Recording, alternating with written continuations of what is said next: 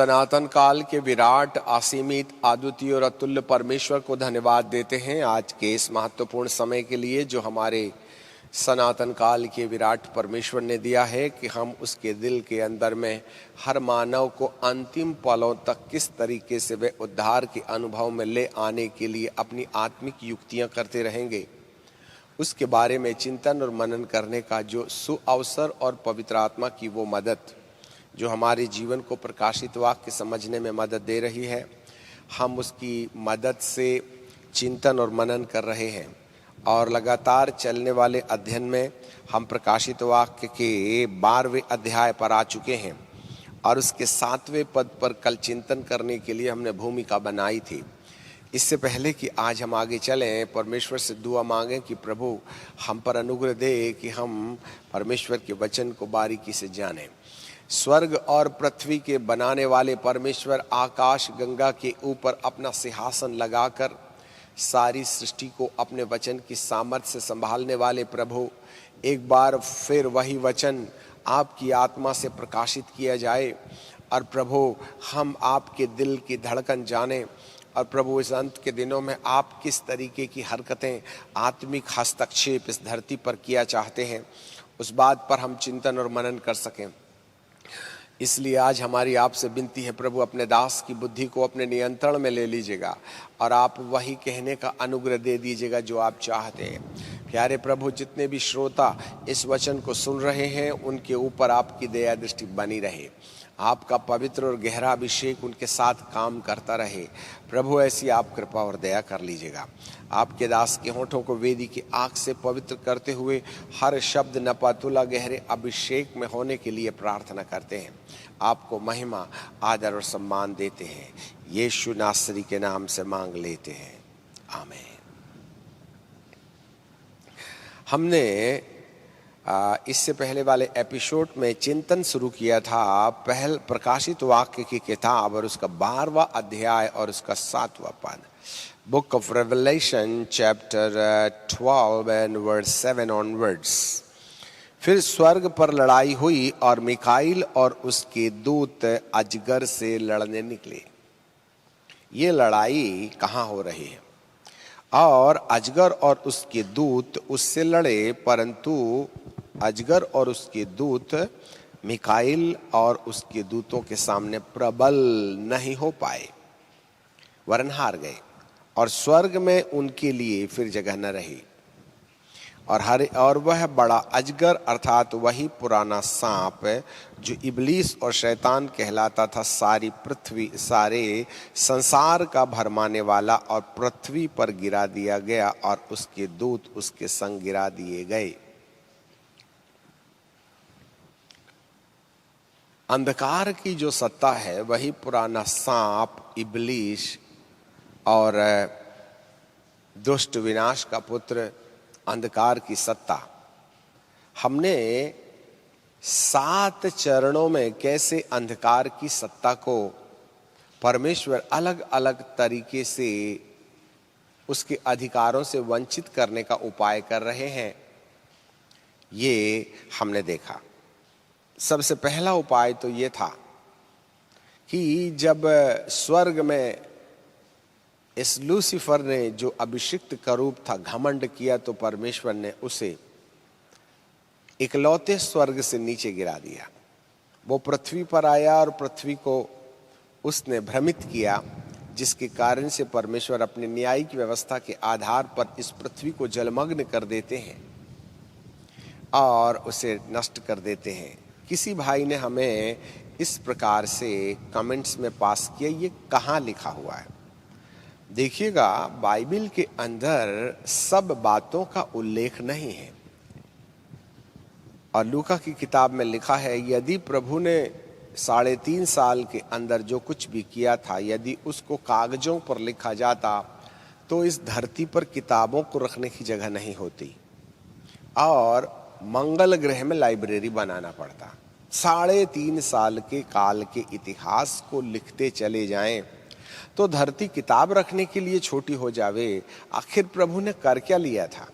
जब 3.5 साल का माजरा इतना लंबा हो सकता है तो हजारों हजार साल से यहोवा परमेश्वर, पुत्र यीशु और पवित्र आत्मा त्रिएक परमेश्वर जो आपस में मिलकर मानव के उद्धार के लिए अलग अलग युक्तियां कर रहे हैं, उसके इतिहास को कहाँ लिखा जा सकता है। ये इतनी मोटी बाइबिल की किताब मात्र एक संकेत है, जैसे एक बड़े बोर्ड में एक राइट का निशान लगा दिया जाए।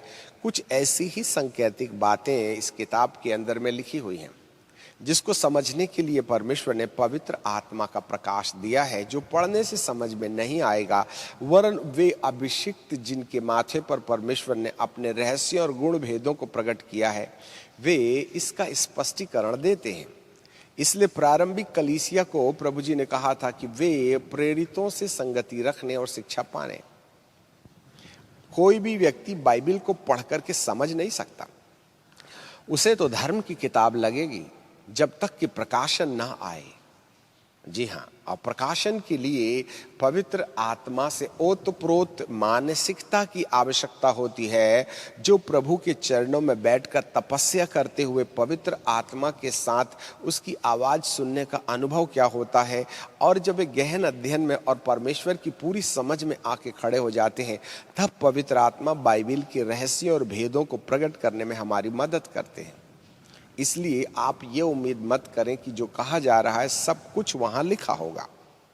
अब आपके लिए एक प्रश्न है। उत्पत्ति की किताब में और उसके पहले अध्याय में ही एक पद पर जब हम पढ़ें तो वहां लिखा है, आदि में परमेश्वर ने आकाश पृथ्वी की रचना की। अब आकाश लिखा है, जबकि इंग्लिश में लिखा है हेवेंस। और पृथ्वी के बारे में, पृथ्वी बेडोल और सुनसान पड़ी थी। अब आप खुद बताइएगा, कभी कोई भला और ज्ञानी और शक्तिशाली परमेश्वर कोई चीज बेडोल बनाता क्या? अरे तुमसे बर्तन बनाते समय बिगड़े, मेरे परमेश्वर से बिगड़ गया तो उसको भी मानव की लिस्ट पर रखा जा सकता है। आप खाना बनाते बनाते कभी नमक कम ज्यादा डाल दें, परंतु जिसने दुनिया बनाई है वो सृष्टि को बेडोल और कुरूप बनाएगा क्या? वही संदेश है। इससे ऐसे पता चलता है कि ये पृथ्वी जो बेडोल और सुनसान पड़ी थी, पानी में डूबी थी, जरूर इसका अस्तित्व पहले अच्छा रहा होगा। तो कहां रहा होगा? वैज्ञानिक लोग कहते हैं कि हमने धरती में से कुछ ऐसे कंकाल निकाले हैं जो आदमी के 35 फीट से लेकर के 12 फीट से लेकर 35 फीट लंबे लंबे मानव हुआ करते थे। उसकी कंकाल डिस्कवरी ने निकाल लिया। तो ये आए कहां से? यदि आप 6000 साल पुरानी पृथ्वी को देखें तो वहां तो 6 फीट का ही ना आदमी था, आजकल 5, 5.5, 4 में आ गया है, सोडे का चावल खा के। परंतु आदम की कोई लंबाई चौड़ाई 35 फीट तो नहीं थी ओरिजिनली जब वो बनाया गया था। अभी एक बात बताइए, परमेश्वर ने जब रिक्रिएशन किया तो इस पृथ्वी के अंदर जो अदन के बाग में जिन प्राणियों और जानवरों को बनाया गया, वहां डायनासोर भी था क्या? यदि होता तो उसके बच्चे तो होना चाहिए था ना। और डायनासोर को वैज्ञानिक लोग, डिस्कवरी वाले, हम नहीं मानते, फिर भी थोड़े समय के लिए मान लिया जाए। चलो हम थोड़े समय के लिए विज्ञान पर विश्वास करते हैं। उनका अपना मानना है कि वे 7 करोड़ साल पुराने हैं, मालूम नहीं है कि भी नहीं। पर यदि मान लो, हम मान लें, तो जरूर इस बेडोल और सुनसान पानी में डूबी पृथ्वी पर ये प्राणी रहा करते रहे होंगे। अब साल कितने भी हो उस पर झंझट नहीं करेंगे, नहीं आप गोली मारना हमको शुरू कर दीजिएगा। सर, यहां पर 6000 साल पुरानी पृथ्वी को जिसको आदम के साथ बनाया गया था, वहां डायनासोर नाम की कोई सृष्टि नहीं थी। इससे ऐसे पता चलता है कि जरूर कहीं ना कहीं इस पृथ्वी पर डायनासोर रहा करते थे। वो ये वाली पृथ्वी में नहीं थे, वो वाली पृथ्वी में थे जो बेडोल होने से पहले थी, जिसको बेडोल बनाया गया और उसको पानी पर डुबा दिया गया। ऐसे समय में इस पृथ्वी को परमेश्वर ने जरूर उन डायनासोर के युग में कोई ना कोई आपत्ति विपत्ति आई रही होगी, क्योंकि परमेश्वर अपनी सृष्टि को वैसे ही नाश नहीं करते हैं। वरन उसके पीछे कहीं ना कहीं न्यायिक मापदंड होता है। परमेश्वर कभी किसी को कोई भी अस्तित्व को बिना कारण सजा नहीं देते। वो बनाता इसलिए नहीं है कि एक दिन खुद ही अपने हाथ से नाश कर ले, परंतु नाश हम कमाते हैं। परमेश्वर कभी किसी का न्याय नहीं करता, परंतु न्याय करने की मजबूरी हम उसे दे देते हैं। मूसा और हारून ने भी अब तक के पड़ाव में परमेश्वर की बात मानी थी, परंतु आज जब परमेश्वर पिता ने मूसा और हारून को कहा कि जाओ मरीबा नाम सोते पर तुम लोगों को इकट्ठा करो और उनसे कहो कि आओ परमेश्वर की महिमा देखो और चट्टान से बात करना, तो वह तुम्हें पानी देगा। परंतु आज मूसा और हारून ने मरीबा नाम सोते नामक पत्थर के पास लोगों को इकट्ठा जरूर किया था, परंतु जब मूसा आवेश में आ गए तो वे भूल गए कि परमेश्वर ने क्या कहा था। वे बात करने वाली बात को भूल गए और अब तक लाठी के द्वारा होने वाले चमत्कार के आवेश में उन्होंने 2 बार चट्टान पर लाठी मारी। तब परमेश्वर ने उनसे एक बात कही कि मोसेस मोसेस, तुमने जो मुझे इज़राइल के सामने पवित्र नहीं ठहराया, अपवित्र जाना है, और तुमने मुझ पर विश्वास नहीं किया, जिसके नतीजे हारून को पहाड़ पर ले जाया गया और उसके कपड़े उतारे गए और एलिया उसके पुत्रों को पहना दिए गए और वहीं हारून मर गया। और परमेश्वर ने इसके बाद मूसा को पहाड़ पर बुलाया और उसको अपने हाथों से दफन करने के पहले कहा, देख ले, तू वहां ना जा पाएगा ना ले जा पाएगा, क्योंकि तूने मुझे इज़राइल के सामने अपवित्र जाना है। तो क्या आपको सोच लगता है कि परमेश्वर मूसा को मार डालना चाहता था? अभी तो यात्रा अधूरी थी। तो मूसा बाबा ने न्याय इकट्ठा किया था। ये परमेश्वर की मजबूरी थी कि वह उसको न जाने दे, क्योंकि परमेश्वर अपने कानून का गुलाम है। इसलिए वह अपने लिखे गए वचन को, जो उसके ही माथे के अंदर लिखे गए हैं, उसमें से ना तो दायां मुड़ सकता है ना बायां। इसलिए उसने कहा था कि जो बात मैंने कह दिया है उसमें से एक बिंदु मात्र भी पूरा हुए बिना न टलेगी। तो इस पृथ्वी को परमेश्वर ने बेडौल ऐसे ही नहीं कर दिया।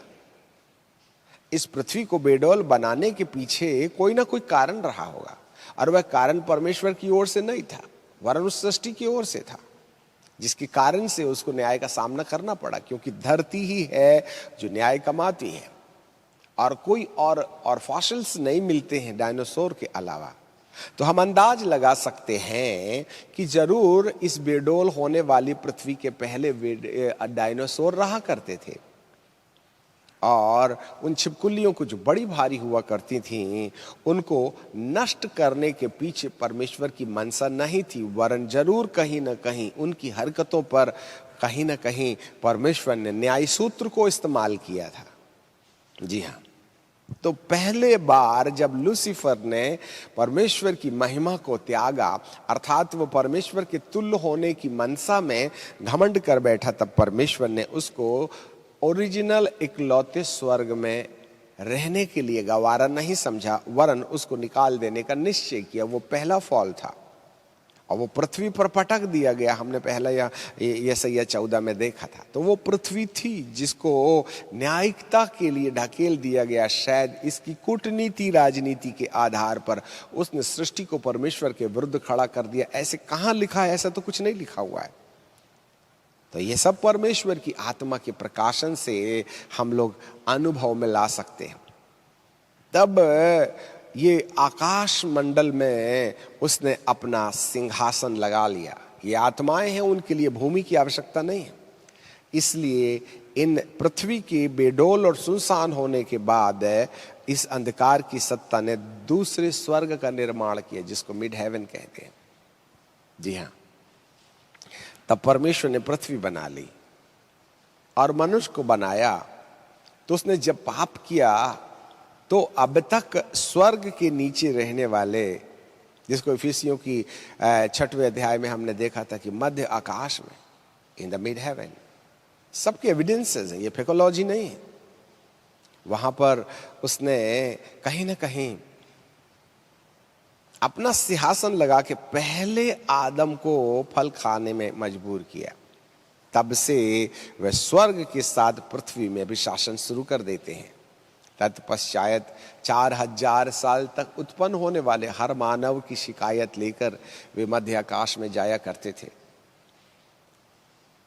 मध्य आकाश से तीसरे स्वर्ग में पहुंच जाते थे।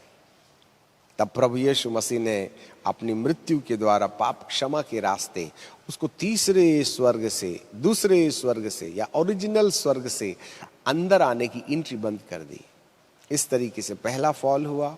एंड देन फिर उसके बाद में जो लोग यीशु को ग्रहण कर लेते हैं उनकी आत्मा से उसका अस्तित्व खत्म हो जाता है। ये तीसरी हार शैतान की होती है।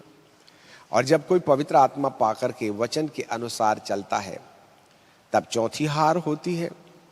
और जब पवित्र आत्मा की चलाए चलने वालों को दुष्ट आत्मा निकालने का अधिकार दिया जाता है तब पांचवी हार अंधकार की, क्योंकि लूका की किताब में और उसके 10वें अध्याय में 70 लोगों को जब प्रभु ने भेजा और वे आकर के दुष्ट आत्मा निकालने की कहानी प्रभु को बताने लगे तो प्रभु यीशु मसीह ने एक महत्वपूर्ण बात कहा था, मैं शैतान को बिजली की नाई, लूका की किताब उसका 10वां अध्याय और उसके 18वें पद में उसने कहा, मैं शैतान को बिजली की नाई स्वर्ग से गिरता हुआ देख रहा था। ये पांचवी गिराहट अर्थात उसके पावर को पुल डाउन कर रहा था।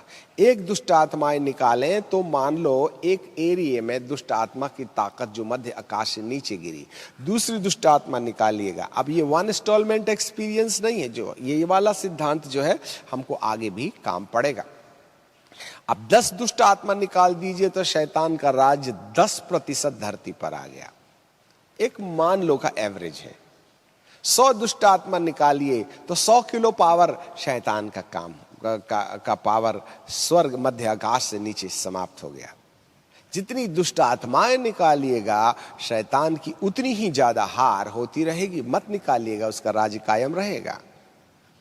यह आपके ऊपर में है कि मध्य आकाश का शहंशाह या तो शासन करते रहिए, उसके शासन को आप डिमोलिश कर सकते हैं। परमेश्वर ने आपको पुत्र यीशु उद्धार के रूप में, पवित्र आत्मा सुधार के रूप में और पवित्र आत्मा के वरदान अंधकार की सत्ताओं को मध्य आकाश से नीचे गिराने के लिए दिए है। अब मत निकालिए तो ये आपकी समस्या है, इसलिए संसार भोग रहा है। 6वीं जगह में जब प्रभु यीशु मसीह का दूसरा आगमन होगा तो जो लोग पवित्र आत्मा के चलाए चलते हैं और पवित्र आत्मा के चलाए चलने के लिए उन्होंने परमेश्वर के वचन में से आज्ञा नाम डिपार्टमेंट के स्केल के आधार पर परमेश्वर की आत्मा को अपनी जिंदगी बदलने की अनुमति दी है। हमारी वजनदार भाषा को ध्यान से सुनिएगा।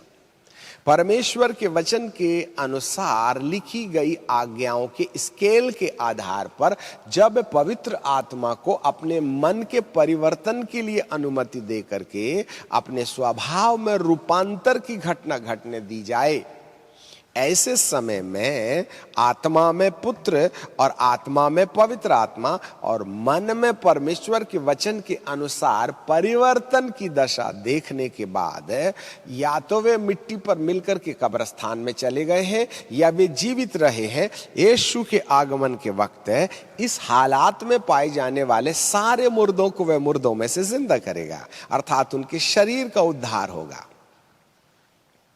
नंबर 2, जो जीवित बचे रहेंगे ये ऑक्सीजन लेकर के कार्बन डाइऑक्साइड छोड़ने वाले शरीर को वह रूपांतरित कर देगा और ऐसे शरीर में बदल देगा जैसे यीशु मसीह को मृतकों में से जी उठने के बाद मिला था। यह एक भयानक हार रहेगी। अब आप कहेंगे इस हार में शैतान का क्या नुकसान होगा? ये तो प्रभु अपने लोगों को ले चले। आपको मालूम है इस 6th या 6वीं हार में अंधकार की सत्ता इसलिए हार महसूस करेगी क्योंकि जितने लोग मुर्दों में से जी उठे, जितने लोग मुर्दों में से जी उठे और जितने लोग जीवित थे वे बदल गए, ऐसे लोगों के लिए अब अंधकार का साम्राज्य जो उनके तन में हुआ करता था वह टूट गया।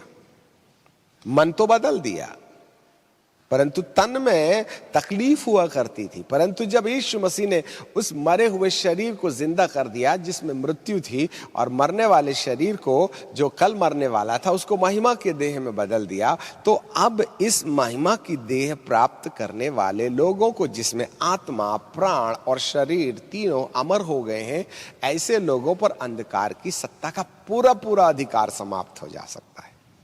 और अब वह है इनमें से एक को भी नरक में या आधल या फिर उन्हें बॉटमलेस पिट में, अथाह कुंड में नहीं ले जा सकता है। Now he is defeated. इसलिए प्रभु यीशु मसीह के दूसरे आगमन में ये छठवीं हार अंधकार की सत्ता को मिलती है। अब जो थे वो चले गए, अब बाकी जो बची 7 साल का महाक्लेश काल शुरू हुआ। यहां पर भारी मात्रा में लोग हैं। कौन है? मिस्री, इजराइली, आसुरी और वे तमाम अन्य जाति की जिन लोगों ने ढिठाई करके वचन नहीं सीखा, और वे जो विश्वास में ठीक पक्के और खरे नहीं निकले, वे सब लोग रह गए। तब परमेश्वर ने 7 साल के महाक्लेश काल में 3.5 साल के बाद में एलिय्याह और मूसा को भेजा। देखिएगा, ये 7वां डाउनफॉल जो अंधकार की सत्ता का है, जिसको इसको समझाने के लिए अभी तक हमने समय बनाई थी। अब आ जाइए अपने वचन पर। प्रकाशित वाक्य की किताब और उसका 12वां अध्याय और उसके 7वें पद में, और स्वर्ग पर लड़ाई हुई। तो ये कौन सा वाला स्वर्ग है? तीसरा वाला स्वर्ग नहीं है, ओरिजिनल स्वर्ग नहीं है। वहां से तो पहली बार गिरा दिया गया और दूसरे बार यीशु मसीह ने उसकी एंट्री पॉइंट बंद कर दी। परंतु स्वर्ग जो है मध्य आकाश है। इस मध्य आकाश में लड़ाई हो रही है, और इस भयानक लड़ाई के दौरान है, अब ये लड़ाई कितने समय तक की हो? एक ही बार में ऐसा करके एक तलवार मारा तो गोलियात गिर गया और फलिस्तीनी भाग गए, उसके बाद में युद्ध कभी नहीं हुआ होगा, ऐसा नहीं है। जरा गौर से सुनिएगा। जैसे ही एलिय्याह और मूसा आते हैं, और एलिय्याह और मूसा के आने से जो स्पष्टीकरण परमेश्वर के राज्य और प्रकाशन के बारे में सबसे पहले यहूदी समुदाय के ऊपर में होता है। अब 12वें अध्याय में बाइबल कहती है, फिर मैंने स्वर्ग पर एक चिन्ह देखा और एक स्त्री सूर्य ओढ़े थी। ये स्त्री कौन है? और चांद उसके पैर के तले था, और उसके सिर पर 12 तारों का मुकुट है। और 12 तारे मतलब 12 गोत्र के लोग, और 12 गोत्र के जो लोग हैं वो इब्राहिम से इसहाक और इसहाक से याकूब और याकूब के 12 पुत्रों को 12 प्रतिनिधि बना करके जो वंशज उसने शारीरिक रीति से प्रतिज्ञा की संतान होने के लिए स्वीकार कर लिया, वे सारे यहूदी लोग हो गए। और आपको जानकारी मिले, जब ये यहूदी लोग एलिय्याह और मूसा के सेवकाई के अंतर्गत परमेश्वर का वचन सुनेंगे, जो 7 साल के ठीक बीच में से शुरू होगा, ऐसे समय में कहीं ना कहीं यहूदी समुदाय में से वे सारे लोग जो यीशुआ मसीहा के आने का इंतजार कर रहे थे, मूसा की गवाही सुनने के द्वारा एक बड़ी भारी मात्रा में जो फिजिकली तैयार थे, 1,44,000 लोग वे इस धरती से उठा लिए जाएंगे, जिसको आपने इसी प्रकाशित वाक्य में देखा था।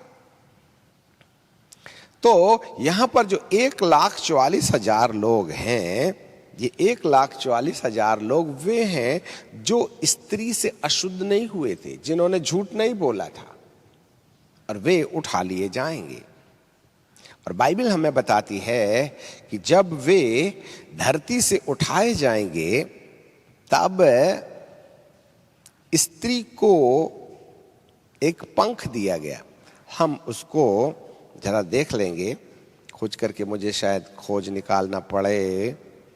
तो परमेश्वर के वचन के अनुसार जब हम प्रकाशित वाक्य के 12वें अध्याय में इस स्त्री के बारे में पढ़ते हैं, जिसके सामने वह लाल अजगर था और उसके 7 सिर और 10 सींग थे, और उसके सिरों पर 7 राज मुकुट थे।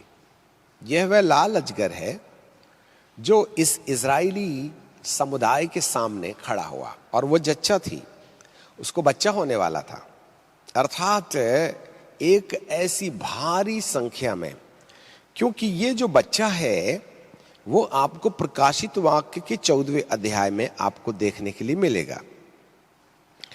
यहां पर बाइबल हमें बताती है 3 पद में, और वे सिंहासन के सामने चारों प्राचीनों और प्राणियों और प्राचीनों के सामने मानो एक नया गीत गा रहे थे। उन 1,44,000 जनों को छोड़कर जो पृथ्वी से मोल लिए गए थे, कोई गीत नहीं गा सकता था। ये वे हैं जो स्त्रियों से अशुद्ध नहीं हुए थे, वरन कुंवारे थे। ये वे हैं जहां जहां मेमना जाता वहां उसके पीछे हो लेते थे। तो परमेश्वर के नियमित पहले फल होने के लिए मनुष्यों में से चुने गए थे, और उनके मुख से कभी झूठ न निकला था।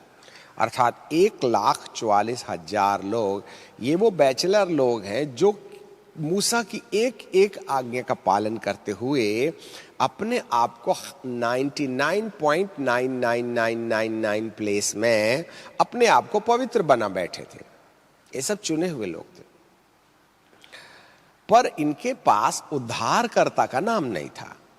और जैसे ही मूसा ने कहा, मूसा बाबा और एलिया बाबा कहने लगे कि देखो, एलिया और मूसा बाबा ने कहा, 2 गवाहों ने, कि तुमने जिस यीशु को क्रूस पर लटका दिया वही तो मसीह प्रभु है। तब ये 1,44,000 लोग यीशु कह करके पुकारेंगे और स्त्री की डिलीवरी हो जाएगी, और ये बच्चा जिसको अजगर निगल लेना चाह रहा था, बाइबल कहती है कि वह एक का एक प्रकाशित वाक्य 12:5, और वह बेटा जनी और लोहे का दंड लिए हुए सब जाति पर राज्य करने वाला था। यह बच्चा एकाएक आकाश परमेश्वर के पास और उसके सिंहासन के पास उठा करके पहुंचा दिया गया, और वो स्त्री जंगल में भाग गई। अब जरा देखिएगा, समस्त यहूदियों का उद्धार नहीं हुआ है। यहां पर मात्र 1,44,000 लोग हैं। बाकी बाइबल कहती है कि वह स्त्री जंगल में भाग गई, और उसके लिए एक जगह तैयार की गई जहां वह 1,260 दिन अर्थात 42 महीने अर्थात 3.5 साल तक पाली जाए। अब जो गवाह है वो भी 3.5 साल तक रहने वाले हैं, और यहां पर जो स्त्री है वो भी 3.5 साल तक यहां पाली जा रही है। पहले ट्रिप में तो 1,44,000 लोग गए। अब ये जो स्त्री है, इस स्त्री को बाइबल कहती है कि जब उसी लूसीफर ने देखा कि वह बेटा जनी और वह बेटा उठा लिया गया है, तब उसने स्त्री को सताया। परंतु ये जो स्त्री है अर्थात यहूदी शेष समुदाय के लोग एलिया और मूसा की गवाही सुन करके जैसे जैसे अपने मन में प्रभु यीशु को मुक्तिदाता ग्रहण कर रहे हैं, जिस प्रतिशत में वे एलिया और मूसा की सेवकाई के दौरान अपने आप को परमेश्वर की मोहर से मोहरित कर रहे हैं। अब परमेश्वर की मोहर लगाने का आधार क्या है? परमेश्वर की मोहर लगाने का आधार है उनके अनुसार तो वे मूसा की व्यवस्था पर चलते रहे। परंतु जब एलिया और मूसा आकर के इन यहूदियों को कहेंगे कि वो यीशु जिसको तुमने क्रिश्चियन कम्युनिटी के रूप में स्वीकार करने से इनकार कर दिया, तुमने मसीही लोगों को सताया, मसीह लोगों को बाइकाट कर दिया, उनकी जो बाइबिल है, तब वे इजरायली इस धरती पर बाइबिल के प्रिंट्स को ढूंढना शुरू करेंगे और वहां पर वे फिर से उस अध्याय को रिमाइंड करेंगे और उन आज्ञाओं को ढूंढेंगे जो बाइबल में मूसा के द्वारा पुराने नियम में लिखी गई थी। वो तो उनकी किताब में है ही है, परंतु वो सारे पहाड़ी उपदेश जो नए नियम में लिखे गए हैं, जी हाँ, और वो सारे अनुशासित किए जाने वाले संदेश जो पौलुस के द्वारा लिखे गए हैं कि दोष मत लगाओ कि तुम पर भी दोष लगाया ना जाए, यदि मैं अनर्थ कल्पना करूं तो मेरा प्रभु मेरी नहीं सुनेगा। उन तमाम आज्ञाओं के आधार पर वे लोग जिस प्रतिशत में अपनी जिंदगी बदलने के लिए निर्णय लेंगे, उसी प्रतिशत में अंधकार की सत्ता इनके जीवन को त्याग करके हार और मुक्ति का सामना करेगा। मिकाइल दूत जब आया और उसके दूत आए तो लूसीफर के साथ लड़ाई लड़े तो कोई 15 मिनट, 1 घंटे, 10 दिन की लड़ाई नहीं थी। ये 3.5 साल तक लड़ते रहे। 3.5 year continuous the war was going on in the mid heaven। क्योंकि जिस प्रतिशत में लोग, यहूदी लोग, मिस्री लोग, असुरी लोग, इजरायली लोग और अन्य जाति लोग और वे सारे विश्वासी जो रह गए हैं, जिन्होंने बपतिस्मा लिया पर आत्मा के चलाए नहीं चले, वे सब बाइबल को याद करके करके अपने आप को जैसे जैसे शुद्धिकरण के रास्ते परमेश्वर की भक्ति में अपना बहुमूल्य समय खर्च करेंगे, उसी प्रतिशत में उनके शरीर पर ढाले जाने वाले वस्त्रों का शुद्धिकरण होता चला जाएगा। जिस प्रतिशत में वे अपने वस्त्रों अर्थात काम काज में पवित्र बनेंगे, विचारधाराओं में पवित्र बनेंगे, भक्ति आराधना में पवित्र बनेंगे, उनके माथे पर मोहर लगाए जाने का कार्यक्रम पूरा किया जाएगा। और जिस प्रतिशत में लोगों के माथे पर परमेश्वर की मोहर लगाई जाएगी, उनके कामों के शुद्धिकरण के आधार पर उसी प्रतिशत में शैतान की ताकत, लूसीफर जो है, उसके दूतों के साथ हारता चला जाएगा। और ये वॉर 3.5 साल तक चलेगा। हाँ, ये कोई 1 इंस्टॉलमेंट वॉर नहीं है। स्वर्गदूतों को पावर देने के पीछे इस धरती के वे लोग होंगे जो यीशु को ग्रहण करके उसके वचनों के अनुसार चलने के लिए अपने आप को तैयार करेंगे। वे होंगे जो मिकाइल और उसकी सेना को पावर देंगे। मिकाइल और उसकी सेना लूसीफर को ऐसे काट छांट शुरू नहीं कर देगी। वो एलिया और मूसा की सेवकाई के द्वारा जिस प्रतिशत में लोग रूपांतरित और परिवर्तित होंगे, उसी प्रतिशत में मिकाइल की सेना उनके किंगडम को डिमोलिश करेगी। याद रखिएगा। फिर उनके लिए मध्य आकाश में, इन द मिड हेवन, जगह नहीं रही। There was no place. इन लोगों ने इंक्रोचमेंट कर लिया था। अब आकाश साफ हो गया है। मिल्की गैलेक्सी में अंधकार की सत्ता का खेल खत्म हो गया है। और बाइबल कहती वही भरमाने वाला शैतान पृथ्वी पर गिरा दिया गया। अब वो धरती पर आ गया है। अब जब धरती पर आ गया तो वो क्या युक्ति करेगा, उसको अगले अध्याय में देखेंगे। उसके साथ गिरा दिए गए। फिर 10th वर्ष, book of Revelation chapter 12 and verse 10 है, 12वां अध्याय 10वां पद। फिर मैंने स्वर्ग में से यह शब्द आते हुए सुना कि अब हमारे परमेश्वर का उद्धार नंबर 1, सामर्थ नंबर 2, राज्य नंबर 3, मसीह का अधिकार नंबर 4 प्रकट हुआ है। क्योंकि हमारे भाइयों का दोष लगाने वाला जो रात दिन परमेश्वर के सामने दोष लगाया करता था, 7वें स्टेंजा में वह गिरा दिया गया और पृथ्वी पर पटक दिया गया। ये हाँ, और वे जितने भी लोग थे, चाहे वे नए नियम में हो, चाहे वे रेप्चरेशन के बाद, कलीसिया के उठाए जाने के बाद 7 साल की इस महाक्लेश काल में हो, वे सारे के सारे लोग उस मेमने के लहू के कारण और उसके और अपने मुंह की गवाही के वचन के कारण, जी हाँ, फिर से मैं पढ़ लूंगा 11वां पद। और मेमने के लहू के कारण और अपनी गवाही के वचन के कारण उस पर जयवंत हुए। किस पर? इस लूसीफर के ऊपर, इस पुराने अजगर पर, इस लाल अजगर के ऊपर विजय हुए, जो क्या करता था? दोष लगाता था। एक शीत युद्ध है, इसके लिए क्रोध और तलवार की आवश्यकता नहीं है। तो मसीह का जो अधिकार है नंबर 1, और उसके बाद में परमेश्वर का उद्धार नंबर 1, सामर्थ नंबर 2, राज्य नंबर 3 और अधिकार नंबर 4, ये 4 चीजों को 7 साल के महाक्लेश काल के अंदर भी इस्तेमाल किया जाएगा।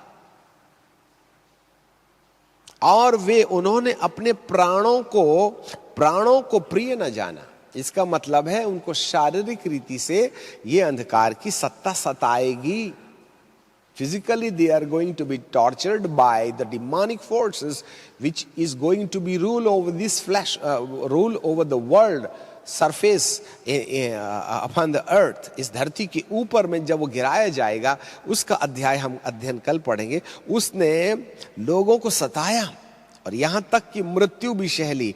इस कारण से हे स्वर्गो, जो मृत्यु प्राप्त करके चले गए या शहीदों की लिस्ट पर चले गए, वो लोग धन्य हैं। पहले रेप्चरेशन में, सेकंड रेप्चरेशन में जो 1,44,000 थे, और जो मृत्यु को पा चुके हैं अर्थात शहीदों की लिस्ट में आ गए हैं और उनको वेदी के नीचे श्वेत कपड़े दिए गए, वे लोग धन्य हैं। अब उनको फिजिकली टॉर्चर नहीं किया जाएगा, परंतु जो शेष लोग बचे रहेंगे उन्होंने मृत्यु को भी महत्व नहीं दिया और उसको दोष बना लिया अनंत काल के उद्धार के लिए।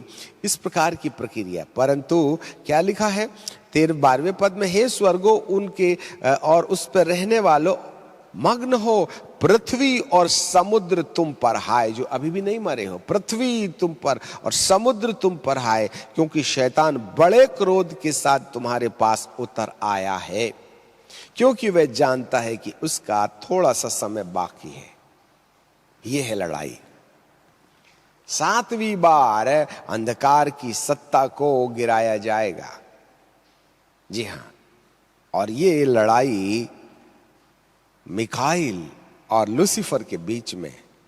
इसका रिमोट कंट्रोल उन तमाम धरती पर रहे उन लोगों के साथ में होगा जो 3.5 साल तक एलिया और मूसा की गवाही सुन करके अपने जीवन को बदलेंगे।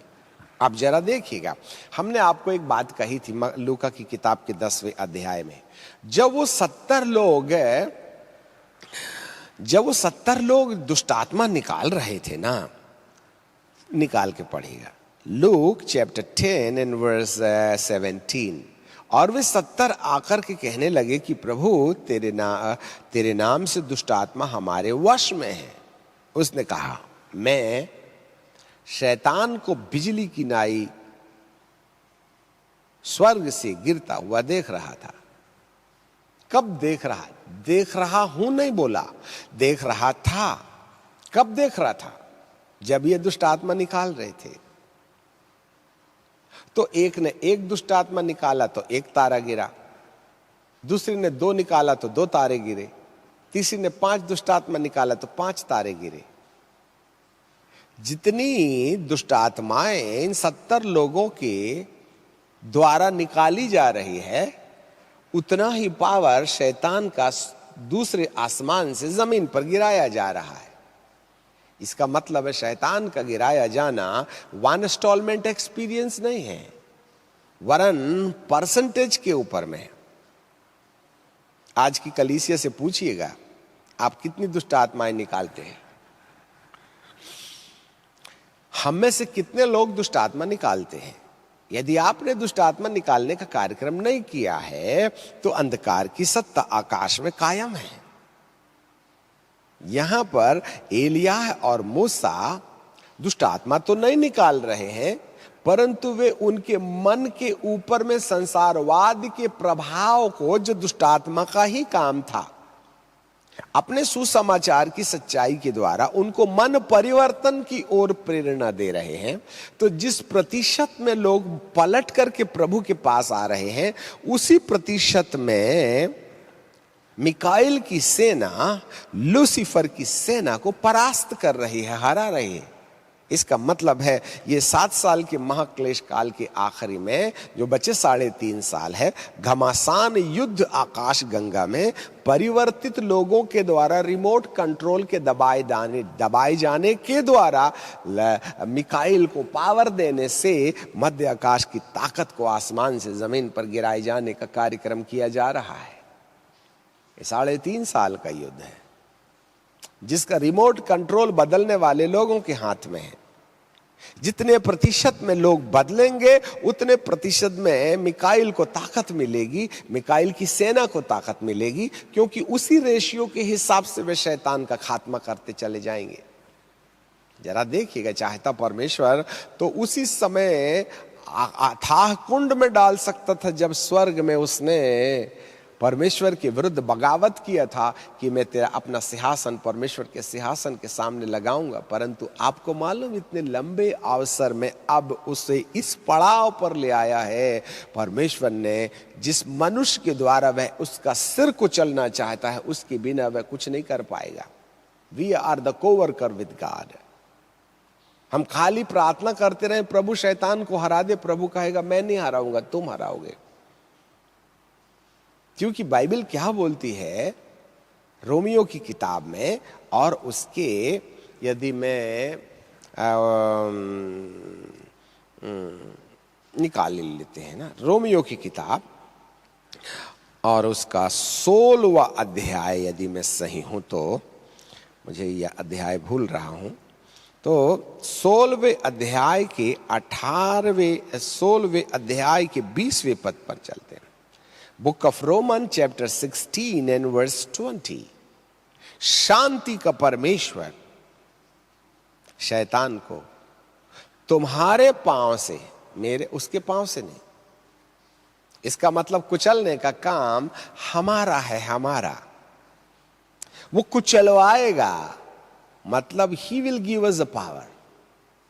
किस शर्त पर वो पावर देगा? शांति का परमेश्वर क्या दे सकता है? शांति ही न दे सकता है। तो जब परमेश्वर की शांति किसी व्यक्ति पर आए तो शांति का परमेश्वर शैतान को हमारे पैर से अपनी शांति दिए जाने के द्वारा कुचलवाएगा, तो हम कुचलेंगे। It is our responsibility to crush the head of the devil. परमेश्वर नहीं करेगा, उसने तो शैतान को क्रूस पर हार दे दी है, अब हम बची हुई ताकत को हार देंगे। इसलिए हमारी सबसे बड़ी जरूरत यह है कि हम शैतान को कुचलें। आपको मालूम होवे इस 3.5 साल की क्लेश काल में, महाक्लेश काल में, जितने लोग एलिया बाबा और मूसा बाबा के सुसमाचार के आधार पर अपने जीवन का रूपांतर करते रहेंगे, उसी प्रतिशत के आधार पर मिकाइल बाबा और उसकी सेना को पावर मिलेगा, और उसी प्रतिशत में वे शैतान की सत्ता को हराते चले जाएंगे और शैतान को इस धरती पर पटकते चले जाएंगे।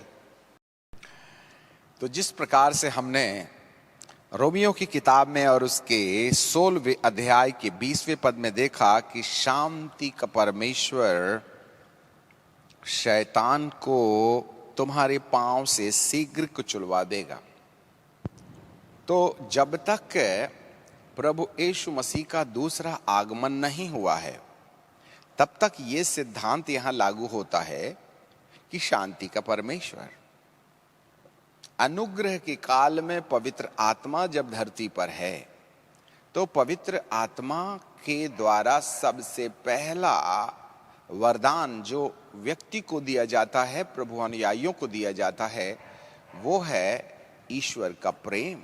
रोमियो की किताब और उसके 5वें अध्याय के 5वें पद में बाइबल कहती है कि पवित्र आत्मा के द्वारा प्रेम हमारे हृदय के अंदर भेजा गया, the divine love of God. और जब ईश्वर का प्यार हमारे अंदर पवित्र आत्मा के द्वारा दे दिया जाता है, तब उस प्यार को नापने के लिए 8 प्रमाण दिए गए हैं। प्रेम के बाद आनंद, मेल, धीरज, कृपा, भलाई, विश्वास, नम्रता और संयम, जिसमें से प्रेम के बाद आनंद और शांति, the joy and the peace, जो न केवल इस लोक में पर आने वाले लोक में भी इस्तेमाल किया जाएगा। और यही कारण है कि कलीसिया के उठाए जाने के पहले तक पवित्र आत्मा जब तक यहाँ है तब तक पवित्र आत्मा के द्वारा शांति और शांति पाए जाने के द्वारा हम अंधकार की सत्ता को अपने पैर के नीचे कुचल सकते हैं। तो ये हमारी जवाबदारी है कि हम परमेश्वर को जो शांति का राजकुमार है अपने जीवन के लिए पालें एंड देन फिर शांति के कारण हम शैतान को अपने पैर से कुचल सकते हैं। परंतु ये जो शैतान को पैर से शीघ्र कुचलने का जो काम है, कलीसिया के उठाए जाने के बाद शांति के परमेश्वर को थोड़ा सा रूपांतरित होते हुआ हम देखते हैं। क्योंकि जब कलीसिया उठा ली गई तो पवित्र आत्मा भी उठा लिया गया, और जब पवित्र आत्मा चला गया तो पवित्र आत्मा के द्वारा आने वाली शांति का लेखा ही समाप्त हो गया है। पर जब 7 साल का महाक्लेश काल होगा तो 7 साल के महाक्लेश काल में तो विपदाओं और विपदाओं के अलावा और कुछ नहीं होगा, वहां तो शांति का सवाल ही नहीं उठता है। पर बाइबल का परमेश्वर हमें एक और महत्वपूर्ण बात बताते हैं, और वो ये है, हम फिर आ जाएं प्रकाशित वाक्य की किताब के 12वें अध्याय में और उसके 10वें पद में। Book of Revelation chapter 12 and verse 10 है, फिर मैंने स्वर्ग पर से यह बड़ा शब्द आते हुए सुना कि अब हमारे परमेश्वर का उद्धार नंबर 1, सामर्थ्य नंबर 2, राज्य नंबर 3 और मसीह का अधिकार प्रकट हुआ है। 3 चीज। तो यहां पर परमेश्वर का उद्धार, और चौथे में लिखा है मसीह का अधिकार, the authority of Messiah. Messiah मसीह का मतलब होता है द अनॉइंटेड वंस, जिसका अभिषेक किया गया होगा, अर्थात पवित्र आत्मा की सामर्थ्य के द्वारा घटने वाली तमाम घटनाएं। और पवित्र आत्मा के द्वारा घटने वाली जो घटनाएं हैं उसका सीधा सीधा संबंध है मनुष्य के जीवन परिवर्तन से था, जो कि पवित्र आत्मा उठा लिया गया है। परंतु आपको जानकारी मिले, जब प्रभु यीशु मसीह क्रूस पर लटके थे ना, तो उन्होंने क्रूस पर लटकने के वक्त, हे पिता मैं अपनी आत्मा तेरे हाथों में सौंप देता हूं, ऐसा कहकर उन्होंने अपने प्राण त्यागे। आत्मा को सौंपना और प्राण को त्यागना। जब उसने आत्मा सौंपी, क्योंकि आत्मा जब तक शरीर से निकलेगी नहीं तब तक जो है प्राण अर्थात शरीर के अंदर में रहने वाला स्वभाव, खून जिसको बोलते हैं, the blood of Jesus, the soul of Christ, पवित्र जीवन, वो पिता के सन्मुख बलिदान के रूप में चढ़ाया नहीं जा सकता है। इसीलिए सबसे महत्वपूर्ण जरूरत प्रभु यीशु मसीह को अपना प्राण बलिदान करने के साथ जुड़ा हुआ है। और प्राण बलिदान होगा, प्राण बलिदान उस समय होगा जब शरीर से प्राण निकलेंगे, और शरीर से प्राण निकल नहीं सकते, क्योंकि प्रभु यीशु मसीह ने यूहन्ना 11 में कहा था, मैं तो पुनरुत्थान हूं, उसको मारा नहीं जा सकता था। यदि यीशु मसीह को क्रूस पर 1 साल तक भी लटका देते ना, तो वो मरने वाला नहीं था, क्योंकि वो स्वयं पुनरुत्थान है। इसलिए प्रभु जी का वचन कहता है, मुझे अपना प्राण देने का भी अधिकार है और उसे फिर लेने का भी अधिकार है। तब प्रभु यीशु मसीह को प्राण देने के लिए या शरीर से प्राण निकलने के लिए जो उपाय करना पड़ा, वो उपाय ये था कि वह अपनी आत्मा को शरीर से निकाल के परमेश्वर के हाथों में सौंप दे। तब जैसे ही आत्मा शरीर से निकली, झुक करके प्राण त्याग दिए। और इब्रानी 9:14 में बाइबल कहती है, मसीह का लहू जिसने अपने आप को सनातन आत्मा के द्वारा परमेश्वर के सन्मुख चढ़ा दिया। और ये घटना जब हुई ना, तब यीशु मसीह की मृत्यु हो जाती है और उनका शरीर जो है माटी पर दफन कर दिया जाता है। प्राण अर्थात लहू अर्थात परमेश्वर का स्वभाव तो परमेश्वर की वेदी पर छिड़का गया, परंतु जो आत्मा उसने पहले त्यागी थी ना, उस आत्मा को धरती के नीचे उन तमाम लोगों को जो नूह के जमाने के बाद पाप के कारण अधलोक में डाल दिए गए थे, जिसको निचली जगह कहते हैं, वहां जाकर के 3 दिनों तक उन्होंने मैंने तुम्हारे पापों की क्षमा की कीमत बलिदान चढ़ा के आया हूं, अब तुम्हारे लिए एक ही उद्धार बचा है और वो ये है कि तुम मुझे मुक्तिदाता ग्रहण कर लो, तो मैं तुम्हारे प्राणों को इस अधलोक से ट्रांसफर करके तुमको सुखलोक तक पहुंचा सकता हूं। और वे सारे पापी लोगों की आत्माएं जो जमीन की गहराई में अधलोक में पड़ी थी, क्योंकि बाइबल हमें बताती है इफिसियों की किताब में और उसके 4 अध्याय में और उसके 90 पद में, book of Ephesians chapter 4 and verse 9, उसके चढ़ने से और क्या पाया जाता है, केवल यह कि वह पृथ्वी की निचली जगहों में भी उतरा था। उतारा गया था नहीं, उतरा था। किस रूप में उतरा था? वही जब क्रूस में कहा कि मैं अपना आत्मा तेरे हाथों में सौंपता हूं, और फिर झुक करके प्राण त्यागी और प्राण ने पवित्र आत्मा के द्वारा परमेश्वर के सन्मुख जैसे ही बलिदान चढ़ाया, तो जो लोग थे, जो हैं और जो भविष्य में पैदा होंगे, उन सब के लिए पापों की क्षमा का बलिदान प्रभु यीशु मसीह के खून ने एक ही बार बलिदान चढ़ाए जाने के द्वारा कर दिया। तो जो यीशु मसीह के प्राण देने के पहले अर्थात नूह के युग के बाद से मरकर के अधलोक में गए, उनके लिए भी प्रभु यीशु मसीह प्राण बलिदान चढ़ाए थे, और ऐसे समय में उनकी भी पापों की क्षमा आत्मिक संसार में हो चुकी थी। जरा ध्यान दे दीजिएगा।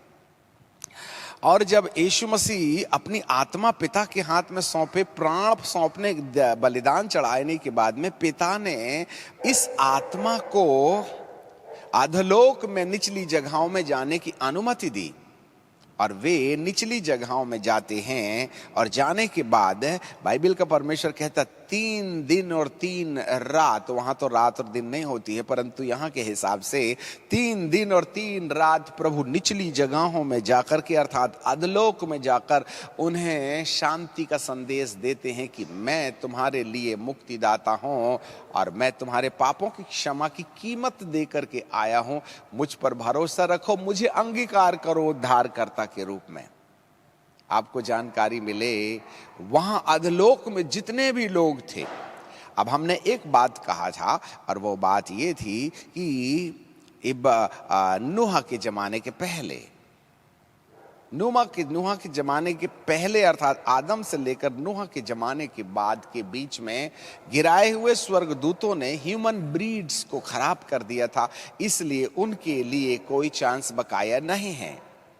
और वे जो जलमग्न किए गए मानव के द्वारा उत्पन्न दानव थे, वे अधलोक में नहीं परंतु तारस तरस अर्थात आत्माओं को डाल देने वाली जगह में कष्ट में भेजे गए थे। चलिए वहां मत जाइए, नहीं तो हम भटक जाएंगे। बात आ गई बोल करके बता दिया। इसी तरीके से जैसे ही यीशु मसीह मृतकों में से जी उठे, तो यह मत्ती में लिखा, बाइबल में लिखा है कि पवित्र लोगों की लोथें जी उठी और वे नगर में गई और बहुतों को दिखाई दी। उसका संकेत है कि उसने अधलोक में उन तमाम आत्माओं को जो नूह के जमाने के बाद से पाप करने के कारण अधलोक में चले गए थे, उस अधलोक को टोटल खाली करके सुखलोक में बदल दिया।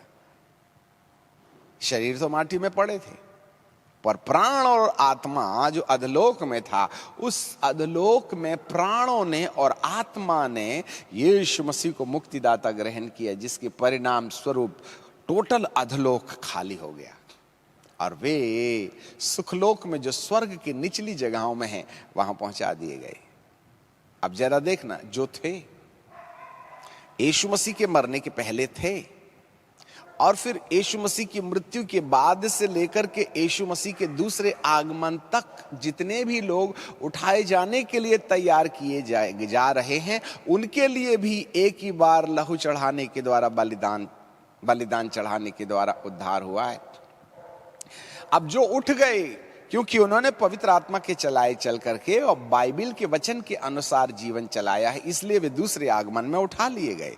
परंतु फिर वो विश्वासी भी लोग रह गए जो बाइबल की आज्ञा का पालन नहीं करते थे, और वे अन्य जाति लोग भी रह गए, और वे यहूदी भी, असुरी भी, मिस्री भी रह गए। पर आपको जानकारी मिले, इन लोगों के लिए जो 7 साल के महाक्लेश काल में डले पड़े हैं, उनके लिए भी प्रभु यीशु मसीह ने जब अपनी आत्मा को सनातन आत्मा के द्वारा, अपने लहू को सनातन आत्मा के द्वारा पिता के सन्मुख समर्पित किया था ना, उस एक ही बार के बलिदान से जो 7 साल के महाक्लेश काल में लोग रह गए हैं, उनके लिए भी क्षमा स्वर्गीय स्थानों में रखी पड़ी थी और रखी पड़ी है। याद रखिएगा, अभी भी क्षमा उनके लिए रखी हुई है। पर समस्या यह है कि जब तक मनुष्य अंगीकार नहीं करेगा तब तक उद्धार नहीं होगा। यह सिद्धांत रोमियो की किताब में और उसके 10वें अध्याय के 9वें पद में हमको पढ़ने के लिए मिलता है। Book of Roman chapter 10 and verse 9, यदि मैं निकाल करके आपके लिए पढ़ूं तो ज्यादा बेहतर होगा। यहां लिखा है chapter 10, book of Roman chapter 10 and verse 9, यदि तू अपने मुख से यीशु को प्रभु जानकर अंगीकार करे और अपने मन में विश्वास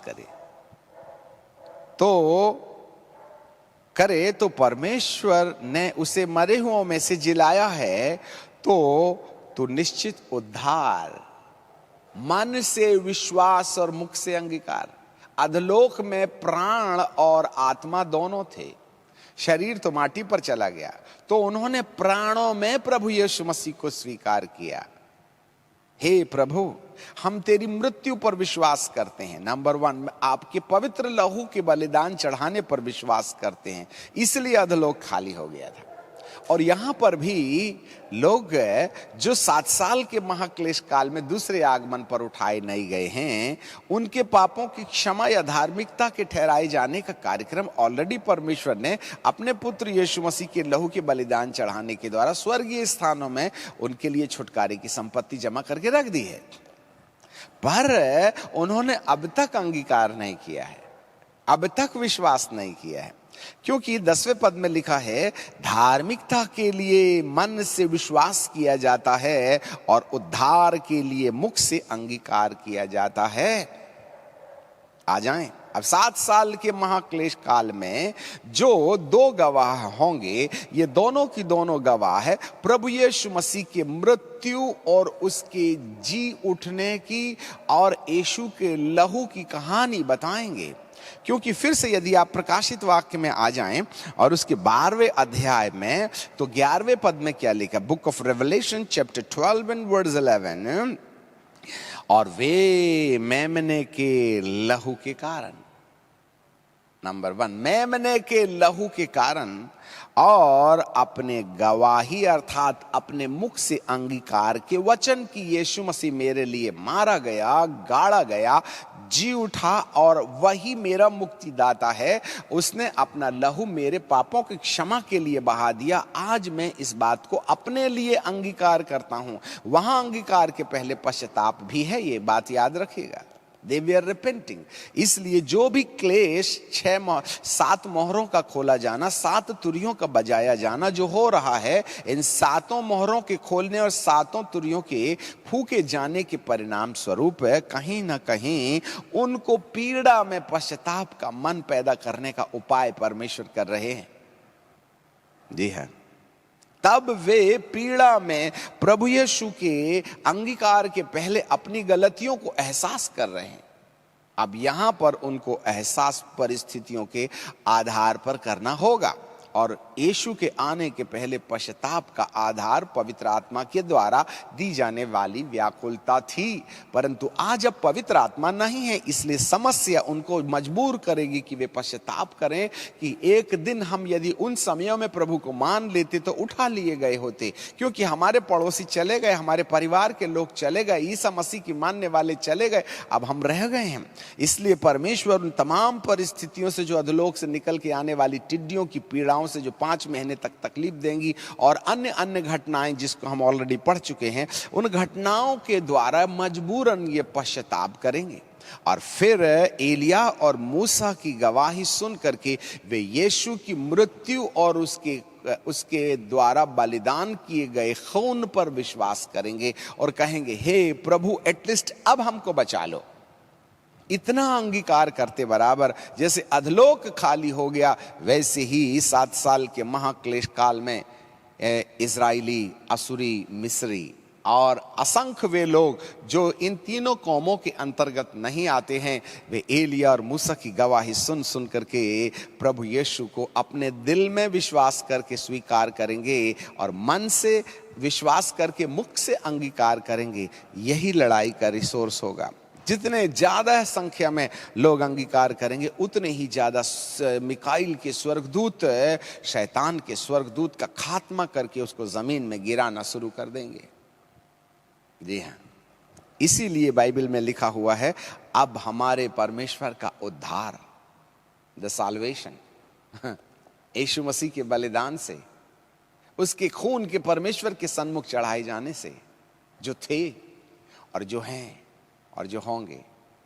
यदि ये यीशु मसीह का लहू जो बलिदान किया गया है 7 साल के महाक्लेश काल में इंप्लीमेंटेड नहीं होगा या लागू नहीं होगा, तो इनका उद्धार हो ही नहीं सकता है।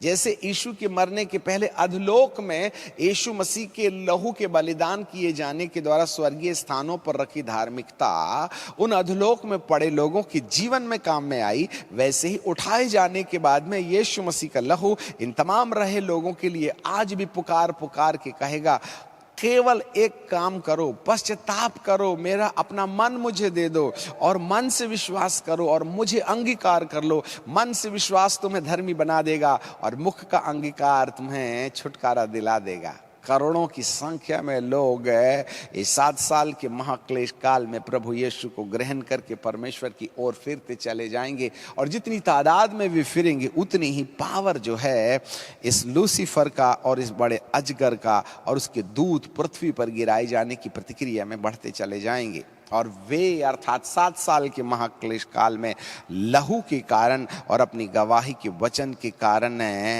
उस पर अर्थात शैतान पर जयवंत हुए और उन्होंने अपने प्राणों को प्रिय नहीं जाना, यहाँ तक कि मृत्यु भी सह ली।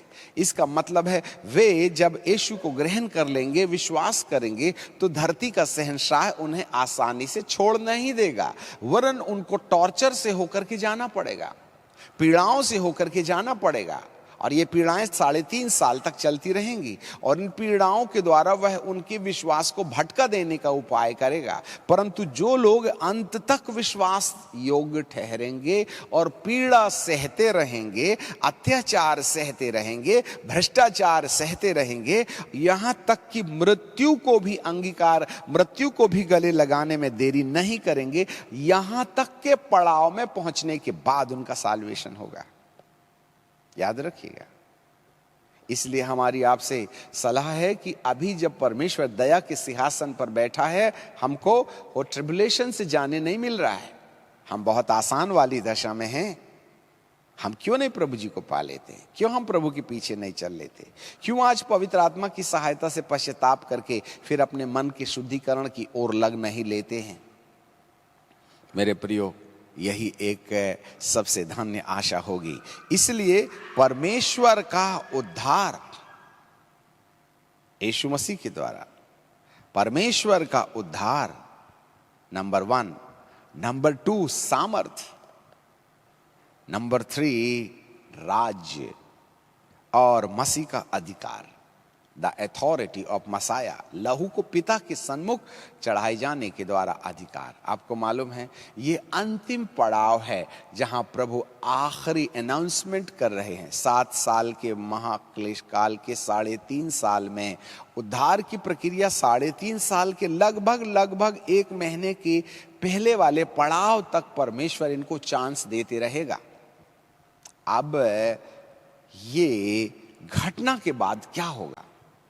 ये तो उद्धार पा लिए, बहुत से शहीद हो गए, बहुत से लोग कहीं ना कहीं उस जगह पर पहुंच गए जहां पर उन्होंने कंप्लीटली प्रभु यीशु मसीह को अपना जीवन दे दिया है, तब ये समय आ जाएगा जैसे वो 2 गवाह है जो 3.5 साल तक, इससे पहले अर्थात 11वें अध्याय के 7वें पद में, और जब वे दोनों गवाह गवाही दे चुकेंगे तो अथाह कुंड से, तब वह पशु जो अथाह कुंड से निकलेगा उनसे लड़ेगा और उनको जीत लेगा और उनको मार डालेगा, और उनकी लोथें उस बड़े नगर में जो आत्मिक रीति से सदोम और गमोरा और मिस्र कहलाता है, जहाँ पर प्रभु यीशु मसीह को क्रूस पर चढ़ाया गया था, वहाँ पड़े रहेंगे। परंतु 3 दिन के बाद में, 11वें पद में लिखा 3.5 दिन के बाद में परमेश्वर की ओर से जीवन की आत्मा उन पर आ बैठेगी। जैसे ही एलिया और मूसा उठाए जाएंगे, धरती के वे सारे लोग जिन लोगों ने यीशु मसीह को मुक्तिदाता ग्रहण कर लिया है इन 3.5 साल के पीरियड में, क्योंकि यहाँ पर 3.5 साल की सेवकाई के बाद एलिया और मूसा की मृत्यु के बाद उनको जिलाया जाना है, बिल्कुल उसी वक्त जो है जिलाए जाने की प्रतिक्रिया होगी। They are going to be raptured along with the Elijahs and Moses। जी हाँ, मेरा प्रभु किसी को भी नरक जाने के लिए अनुमति देने में नहीं लगा, क्योंकि परमेश्वर का उद्धार, परमेश्वर की सामर्थ, परमेश्वर का राज्य और मसीह का अधिकार ट्रिबुलेशन में भी काम कर रहा है, क्योंकि वे खरीदे गए हैं। इसलिए प्रभु उनको चांस दे रहा है। देरी मनुष्य में है, परमेश्वर में नहीं है। हम बार बार उसको अपना जीवन में विश्वास करने और अंगीकार करने में देरी करते हैं, और यही एक सबसे बड़ा कारण है कि उद्धार हमारा रुका रहता है। मेरे प्रियो, भारी मात्रा में करोड़ों लोग, अरबों लोग यीशु मेमने को उद्धारकर्ता के रूप में स्वीकार करेंगे और अपनी गवाही के लिए प्राण भी देने को तैयार हो जाएंगे। तब जाकर के उनका एलिया और मूसा के उठाए जाने के साथ साथ उनका भी रेप्चरेशन, ये सेकंड रेप्चरेशन है, ये दूसरी जगह में इनका बदलाव होगा और ये पिता के सन्मुख पहुंचाए जाएंगे। 1,40,000 तो बीच में पहले ही चले गए। अब जो दूसरी समस्या आगे आती है उसको फिर हम अगले एपिसोड में पढ़ने के लिए चले जाएंगे। आइए हम प्रार्थना करें। सनातन काल के विराट परमेश्वर, हम आपको धन्यवाद देते हैं। आपकी आराधना, आपकी स्तुति और तारीफ करते हैं। प्यारे पिताजी, आज आपने हमें एक बार फिर 7 साल के महाक्लेश काल के बीच, 3.5 साल के बीच में भी जो लोग पहुंच जाएंगे, उनके बाद भी सताव के बीच यदि वे परमेश्वर की ओर मन फिरा लें तो एक बार और चुनाव उनके लिए रखा हुआ है कि वे अनंत काल की मृत्यु से अपने प्राणों को बचा लें। इसलिए उस छोटी किताब के आधार पर भेजे गए इन दोनों नबी प्रचारकों को प्रभु जी आप हमें दे रहे हैं, इस बातों को समझ लेने की हमें ईश्वरीय बुद्धि दे दीजिएगा। हम आपको धन्यवाद और महिमा और आदर और सम्मान देते हैं। यीशु नासरी के नाम से मांग लेते हैं, आमीन।